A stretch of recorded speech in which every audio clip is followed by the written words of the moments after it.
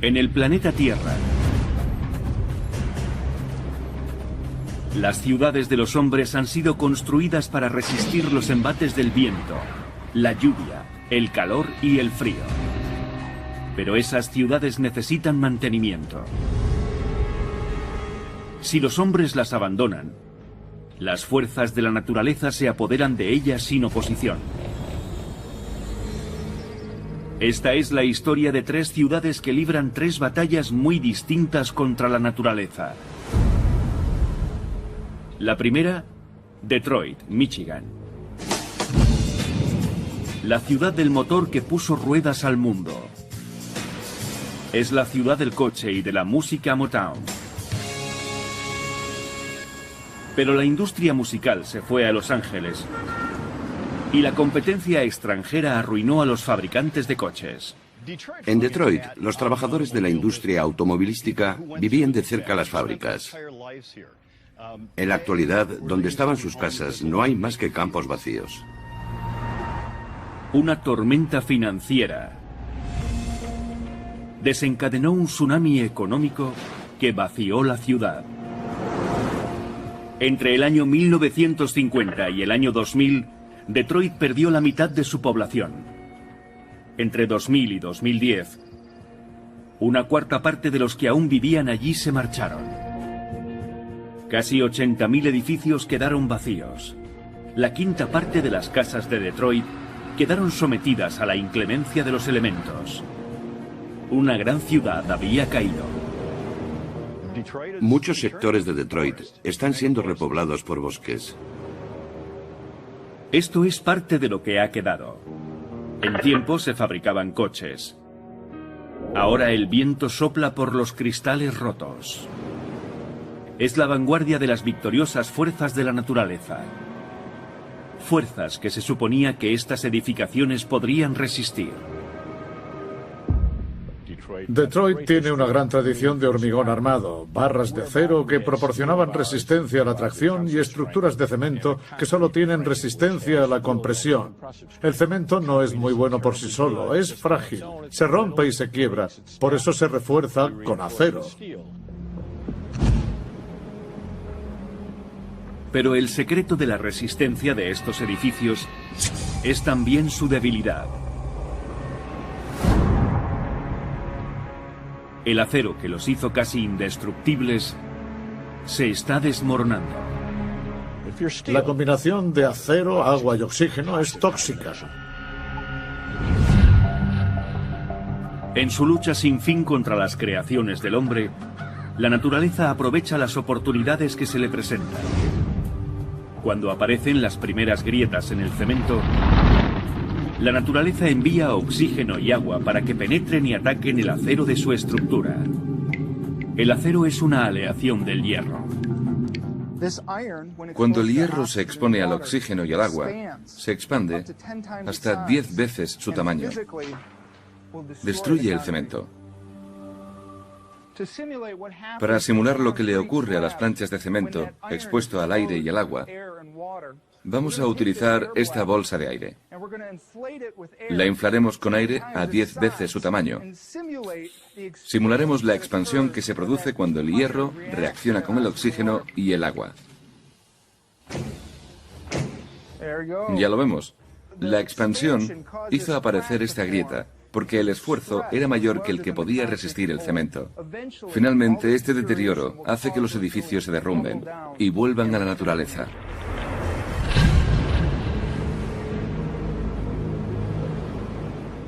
El óxido es el eterno enemigo del metal. Y en la Tierra no hay forma de escapar a él. Pero a 380.000 kilómetros. El vehículo dejado sobre la Luna por los astronautas en los años 70 está todavía en perfectas condiciones debido a que allí no hay oxígeno ni agua de lluvia. En Detroit, un coche empieza a oxidarse al cabo de unos años. Durante el verano en la ciudad del motor, las temperaturas pueden alcanzar los 27 grados, pero Detroit, que está al norte de la ciudad canadiense de Windsor, Es también una de las ciudades más frías de América, con una media de más de 1000 milímetros de nieve al año. Este ciclo mortal de heladas seguidas, de olas de calor y nuevas heladas, rompe los grandes bloques de cemento que formaron parte de lugares de trabajo y hogares. El cemento tiene grietas microscópicas. El agua penetra con mucha facilidad.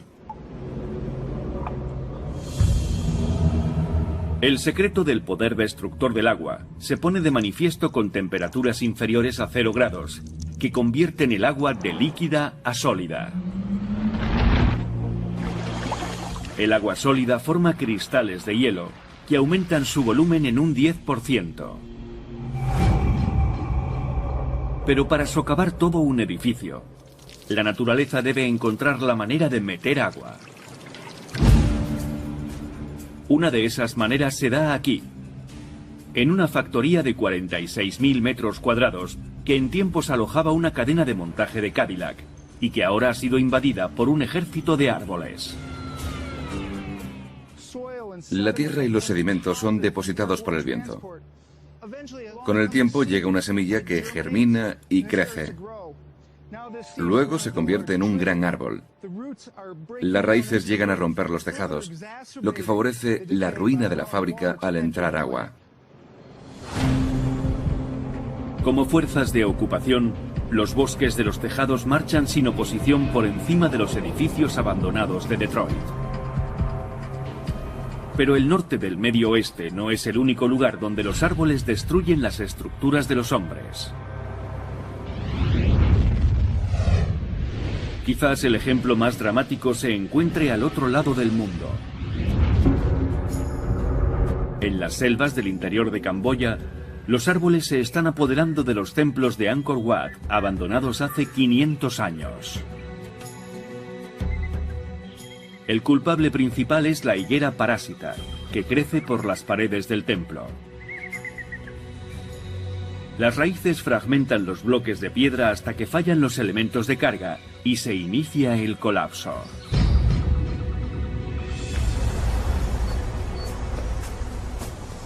En Detroit, este bosque de álamos crece por encima de un complejo de 40 edificios que antaño fue una próspera fábrica donde trabajaban miles de personas. Fue abandonado en 1999 y la naturaleza lo invadió a una velocidad salvaje. Ahora los árboles han formado un equipo de demolición, abriendo los tejados como si de un ejército de abridores de latas se tratara. Los árboles pequeños crecen con mucha fuerza y gran persistencia. En poco tiempo pueden empezar a destruir edificios. Mientras que las fuerzas naturales destruyen los tejados de Detroit, el plan de guerra de la naturaleza contra esta en tiempos orgullosa ciudad recibe una inesperada ayuda de la gente que sigue viviendo aquí.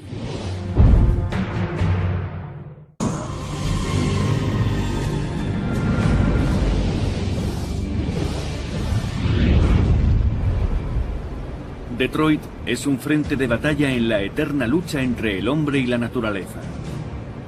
Cuando los humanos abandonaron la mitad de la ciudad, la naturaleza desplegó sus fuerzas de ocupación contra los edificios abandonados. Las estructuras se convirtieron en el objetivo a conquistar o destruir.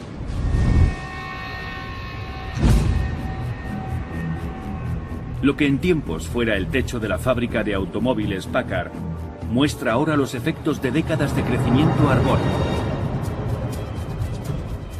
Y la destrucción exterior ha provocado una transformación increíble en el interior. Cosas muy extrañas ocurren cuando los altos edificios quedan abiertos y expuestos a las inclemencias del tiempo. Los materiales comienzan a desmoronarse y caen sobre el piso de abajo. Las capas de escombros acumuladas protegen las capas inferiores. No resulta extraño que aparezcan microclimas en las diversas alturas de los edificios. Y con esos diversos patrones climáticos, los materiales se empiezan a caer de diferente forma y velocidad.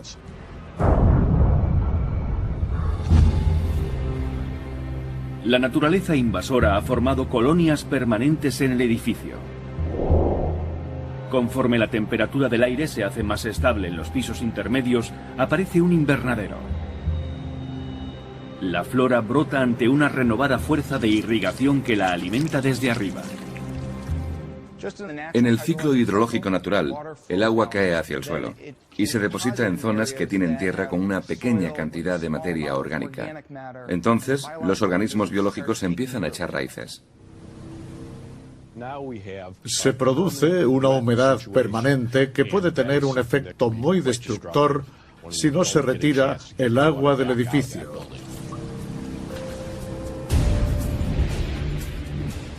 En la cercana fábrica automovilística de Fisher, la invasión de la naturaleza recibe la ayuda de unos colaboradores humanos. Chatarreros que buscan entre los esqueletos de los edificios abandonados, contribuyendo a derruir la antigua ciudad. Este es un buen ejemplo de cómo los humanos refuerzan el proceso natural. Aquí había un tubo que conducía agua desde el tejado hasta las alcantarillas. Pero alguien se ha llevado los tubos y el agua se infiltra en la fábrica. Al faltar miles de metros de tuberías, el agua entra fácilmente en las plantas inferiores y produce una transformación en el cemento. En las plantas intermedias de este edificio hay pruebas de que el agua pasa por el tejado, cae y forma estalactitas que fragmentan el cemento, que acaba cayendo al suelo. Eso prueba que hay minerales que se han disuelto en la superficie superior y han caído, y se han depositado creando esas largas y esbeltas formaciones. Aquí vemos cómo el agua gotea y crea estalagmitas. Las gotas caen, chocan contra esta superficie sólida y salpican precipitando más carbonato cálcico que forma este efecto alveolar. Son las mismas que vemos en las cuevas, pero hechas por el hombre. Tienden a aparecer mucho más rápidamente. Con la múltiple agresión que drena los minerales del cemento, corroe el acero de refuerzo y agranda las grietas mediante el ciclo heladas olas de calor. La naturaleza podría reducir a escombros esta fábrica en 7 décadas.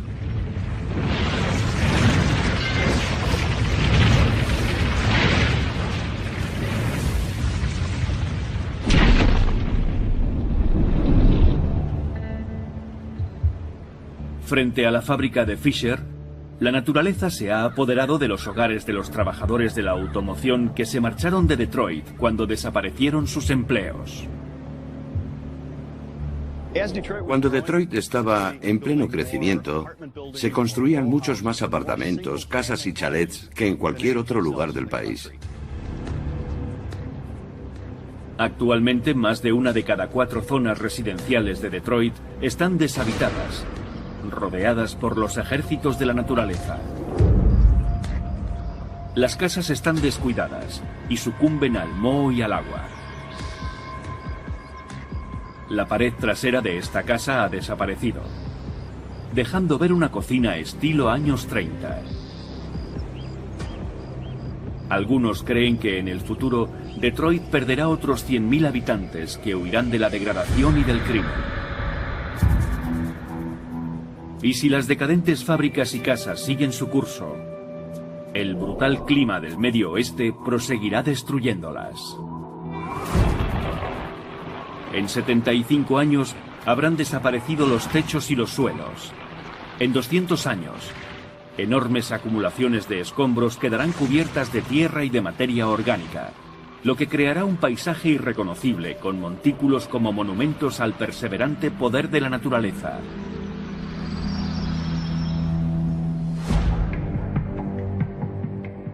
A miles de kilómetros de distancia se ha producido otra batalla. Aquí, la naturaleza expulsó al hombre y destruyó sus hogares. Ahora trata de ocultar cualquier signo de que los humanos estuvieron aquí.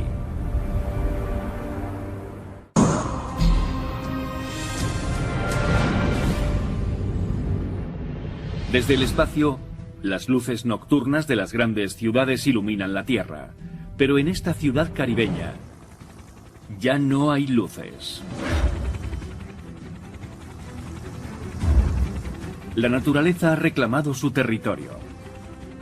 Esta desierta llanura es lo que queda de Plymouth, la antigua capital de Montserrat, un territorio británico situado en la cadena de islas de las Antillas Menores. El secreto de la destrucción de esta ciudad se encuentra a 3 kilómetros al norte. El volcán Soufriere Hills.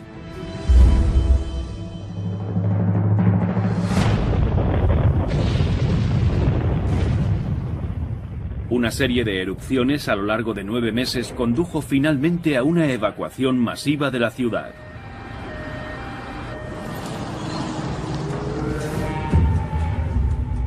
Un superviviente se ha propuesto documentar las fases de la destrucción de la ciudad. Detrás de mí se encuentra lo que queda de Plymouth.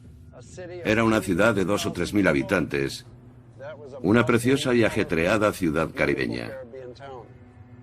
La mayor parte se encuentra ahora enterrada bajo entre 7 y 9 metros de materiales que provienen del volcán.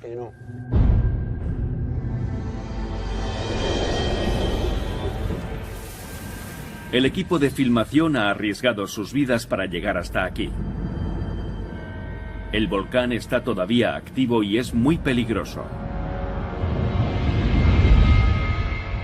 Por esa razón, la mitad del sur de Montserrat está normalmente vedada al público.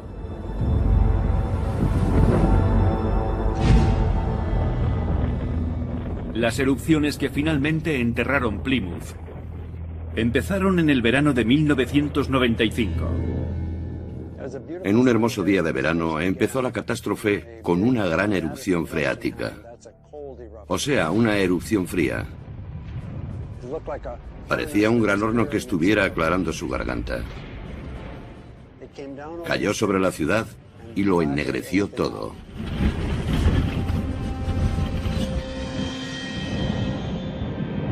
Durante casi un año, unas frecuentes erupciones cubrieron la ciudad con un manto de ceniza, pero la gente siguió allí esperando a que las erupciones cesaran.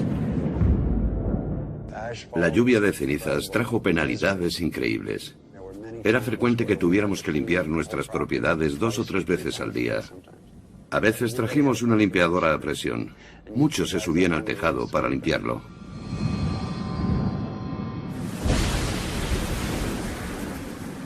Mezclada con la lluvia, el peso de las cenizas se dobló, causando un desplome general de los tejados. Vimos cómo caían rayos de las nubes de cenizas.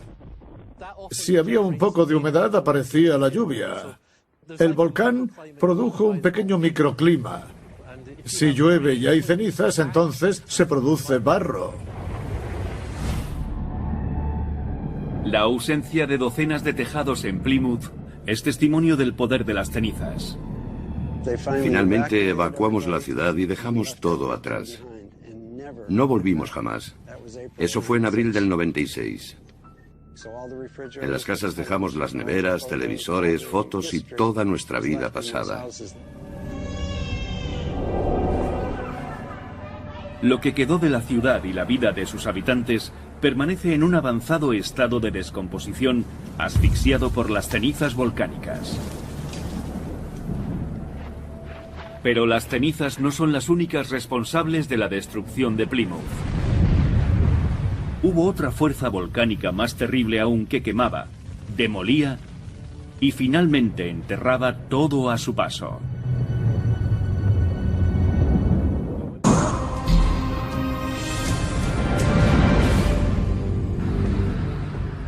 Plymouth era una ciudad construida a la sombra de un volcán, como si los hombres hubieran pactado con los poderes de destrucción.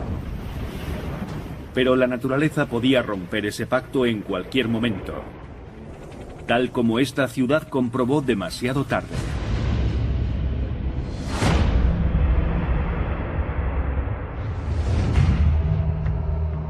En la caribeña isla Esmeralda de Montserrat, unas continuas erupciones enterraron la ciudad de Plymouth. Cuando las nubes de cenizas empezaron a asfixiar la ciudad en 1995, los vulcanólogos avisaron de que lo peor estaba aún por llegar. En diciembre de 1995, el volcán azotó con una fuerza natural aún más terrorífica: el flujo piroclástico. El flujo piroclástico es algo sorprendente. Se trata de una avalancha muy caliente de material, gas y ceniza que contiene tanto gas que se autolubrica. La gravedad impulsa una mezcla de cenizas, roca fundida y gases tóxicos pendiente abajo, como una avalancha de nieve que se mueve a la velocidad de un huracán. Vamos a mostrar un flujo piroclástico al estilo Soufrière, usando hielo seco, anhídrido carbónico sólido y agua, junto con un paño empapado de agua jabonosa. La burbuja se hincha debido a la presión. En una erupción volcánica, esa presión es generada por un chorro de gases volcánicos calientes que lanzan fragmentos de roca y gas por los aires, formando una pluma volcánica. El material que ha subido por el aire acaba cayendo, atraído por la gravedad, y forma un flujo piroclástico. Aquí está. Hemos simulado un flujo piroclástico al estilo Soufrière.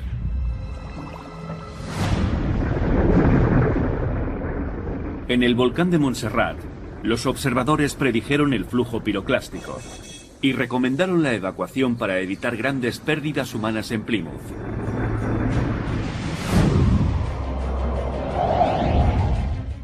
El flujo piroclástico desciende por las laderas a una velocidad entre 80 y 240 kilómetros por hora. Es incandescente. Visto por la noche, su ladera está al rojo vivo. Incinera todo a su paso.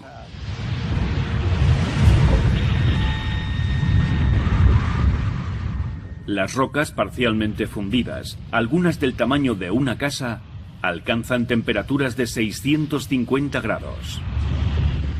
Cuando cayeron sobre Plymouth en 1997, los edificios de madera ardieron al entrar en contacto con ellas.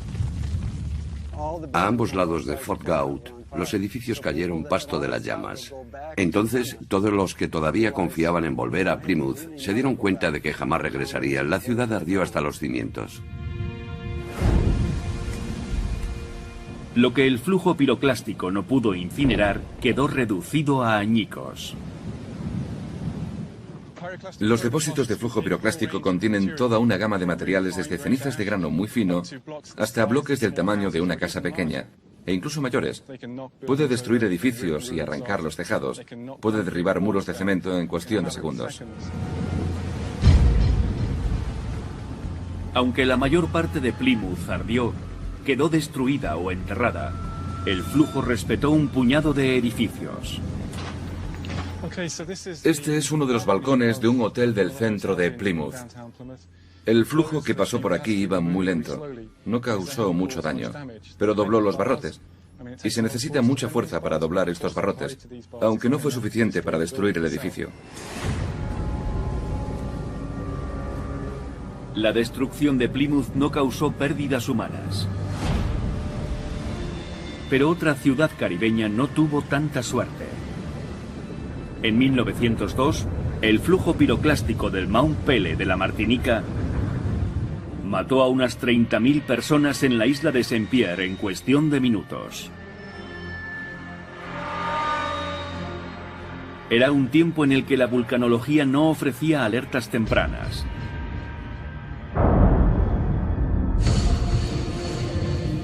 En Plymouth, otra fuerza de la naturaleza, esta vez motivada por el clima, completó el enterramiento.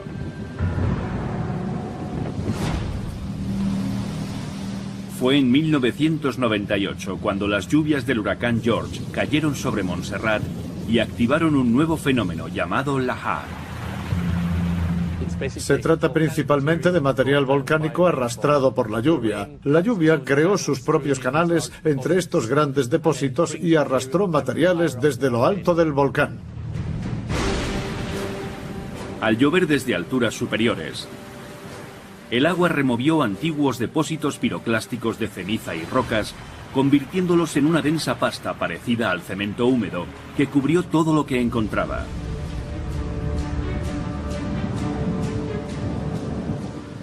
Un enorme lahar, un cañón de 30 metros de profundidad, se abrió paso por el centro de la ciudad.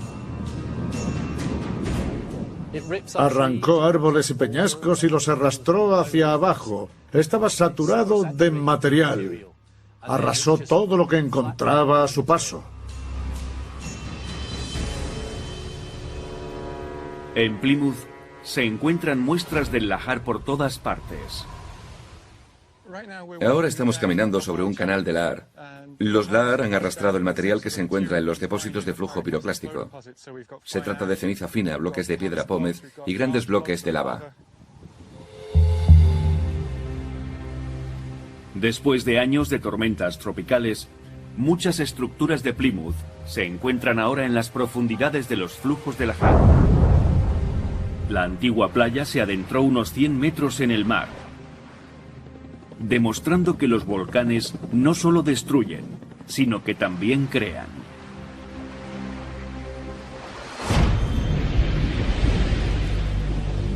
No obstante, su destrucción es más evidente en esta parte de Plymouth.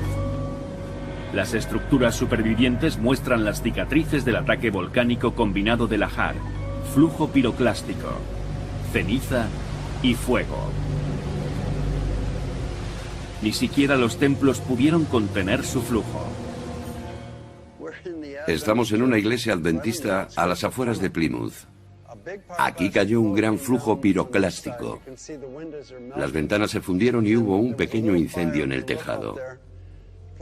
Al acumularse las cenizas, su peso hizo que la techumbre se hundiera.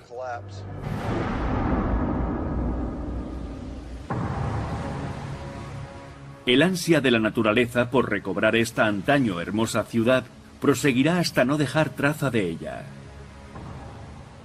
Después de las erupciones, en tan solo 2 décadas, una jungla tropical sustituirá la asolada planicie volcánica, ocultando Plymouth para siempre.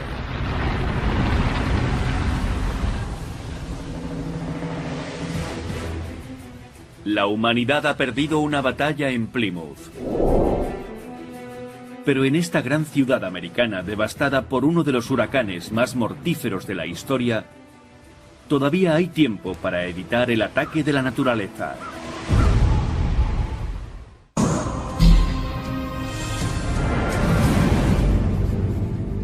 Cuando los seres humanos edifican sus casas y ciudades, resulta de importancia crítica mantenerlas para contener la naturaleza.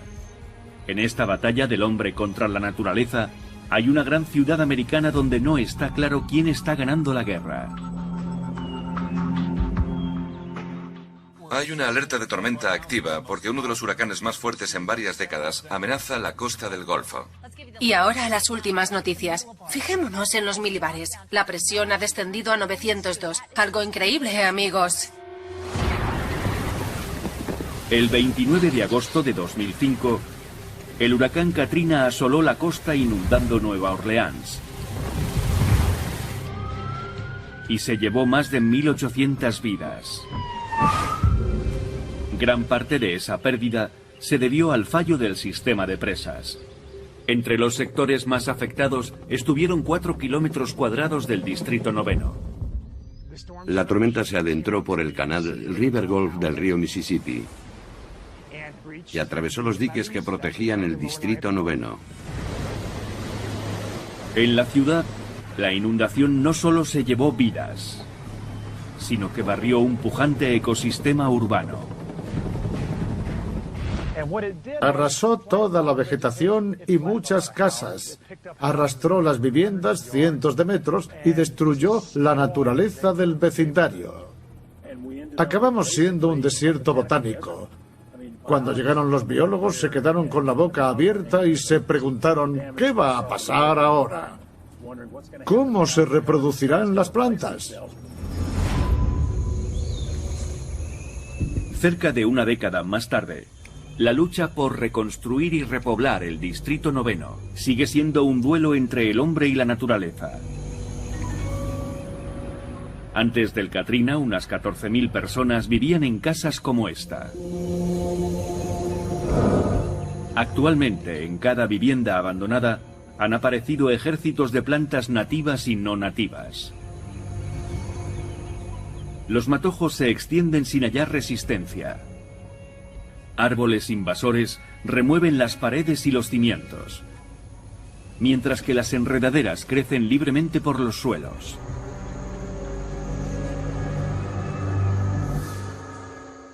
Las zonas en las que el césped ha sido cortado y cuidado regularmente tienen este aspecto, pero al lado hay zonas que se han convertido en bosques. Aquí hay uno de 10 metros de alto que creció después de la tormenta. Aunque resulte difícil de creer, en el interior hay una casa. El crecimiento exponencial es alimentado por el clima del pantano. Con una media de 1.620 milímetros de precipitaciones anuales y aproximadamente 354 días al año con temperaturas por encima de cero, una planta típica de Luisiana del Sur crece varios centímetros en unos pocos días. En toda Nueva Orleans la tierra es fenomenal porque estamos en el estuario del Mississippi y el suelo es de aluvión. Durante miles de años se han ido posando sedimentos del interior de América. Cuando el huracán Katrina destruyó el ecosistema, docenas de especies invasoras sofocaron a las plantas nativas. Finalmente, la mayoría de las casas fueron abandonadas, quedaron vacías. En las parcelas han crecido lo que llamamos un gran número de procesos de secesión secundarios. Nuevas plantas se apoderaron de sitios urbanos a los que anteriormente no se les permitía pasar. Enredaderas asesinas trepan incesantemente por el follaje, bloqueando la luz del sol y rompiendo los tallos de las plantas nativas. Los árboles del cebo alcanzan alturas de 18 metros, absorben los nutrientes del suelo y se extienden rápidamente produciendo hasta 100.000 semillas al año. Cuando alguien mira solo ve plantas creciendo, es difícil percatarse del desastre. Pero ocurre que hay una gran batalla en curso, una batalla ecológica. Se compite por la luz del sol, tratando de alcanzar la cima. El crecimiento es tan exuberante que supera los servicios de mantenimiento, que son incapaces de limpiar los terrenos.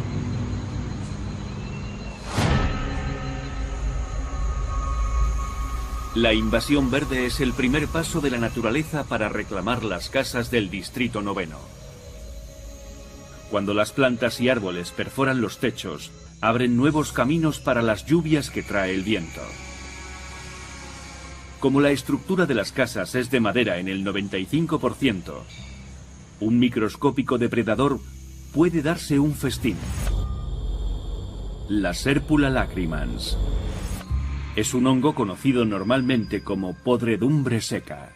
Se introduce en la madera húmeda y es un agente natural que se alimenta de ella. Con el tiempo la madera acaba descomponiéndose. En el sur de Luisiana el clima húmedo ayuda a mantener agua en la madera por encima del 20%, el ambiente ideal para que los hongos se alimenten y propaguen. Los hongos se alimentan de la sustancia que da resistencia a la madera, la celulosa, produciendo una masa esponjosa. Abandonadas hace solo 10 años, estas casas están empezando a hundirse. En contraste con estas construcciones de madera que hace 100 años fueron abandonadas, pero que aún permanecen intactas. Construidas en la isla de Ross, en la Antártida, a principios del siglo XX, estas cabañas alojaron a los exploradores Robert Scott y a Sir Ernest Shackleton. Las cabañas y su contenido parecen congelados en el tiempo. Eso se debe a que los organismos como la podredumbre seca y el moho solo crecen en ambientes cálidos. Necesitan calor y humedad, y la Antártida no los posee. De hecho, es uno de los lugares más secos del planeta. En Nueva Orleans, el clima es perfecto para los organismos que se alimentan de las casas abandonadas. Los científicos creyeron que las aguas de la inundación barrerían a la criatura más destructiva de la región, pero sobrevivió gracias a un extraño secreto.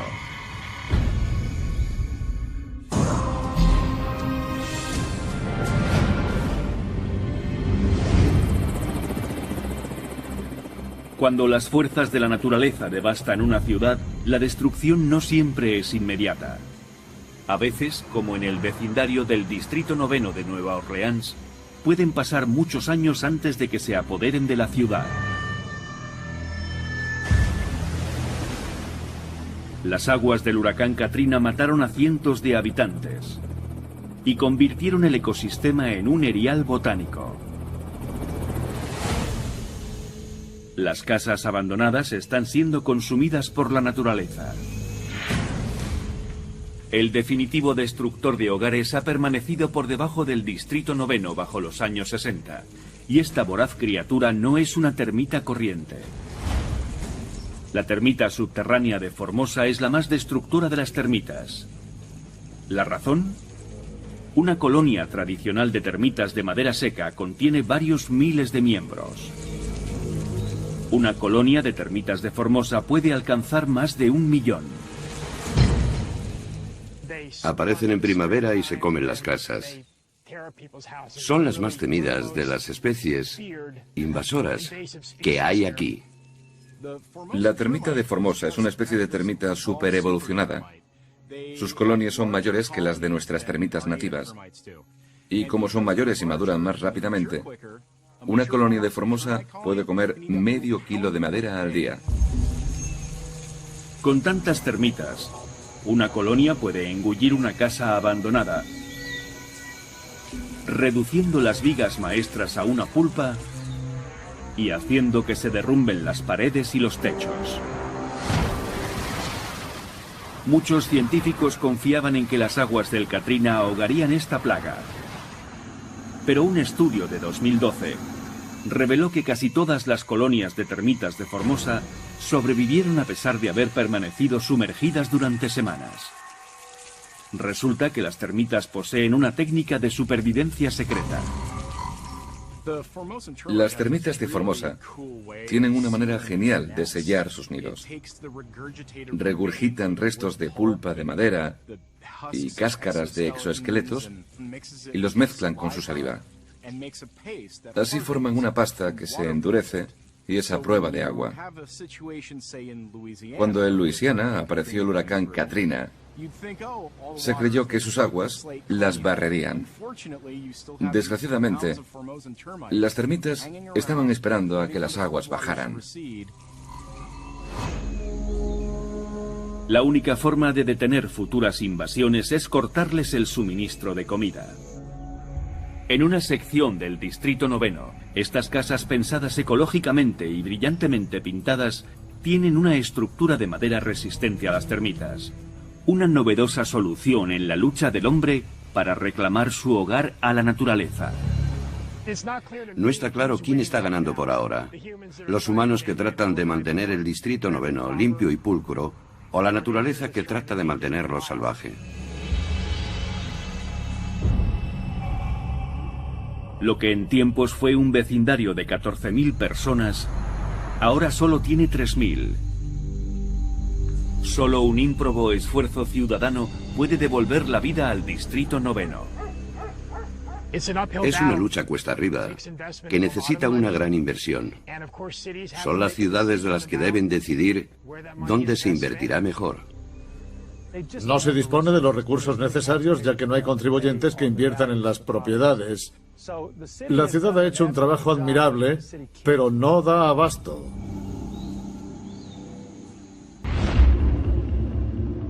Por todo el planeta, fantasmales ciudades abandonadas revelan un escalofriante secreto de la Tierra. Forma parte del orden natural que las construcciones se derrumben. La naturaleza posee muchas armas para apoderarse de lo que el hombre ha edificado. La naturaleza quiere devolver las cosas a como deberían estar según ella. Nuestra atención y persistencia no son tan constantes como las de la naturaleza. Nos distraemos, construimos un edificio y luego nos olvidamos. Debemos seguir manteniéndolo si no queremos que la naturaleza se apodere de él. La batalla entre el hombre y la naturaleza continúa. La defensa del hombre es ingeniosa, pero al final, la naturaleza tiene una gran ventaja. A diferencia del hombre, la naturaleza no cesa en sus ataques. La naturaleza nunca se rinde.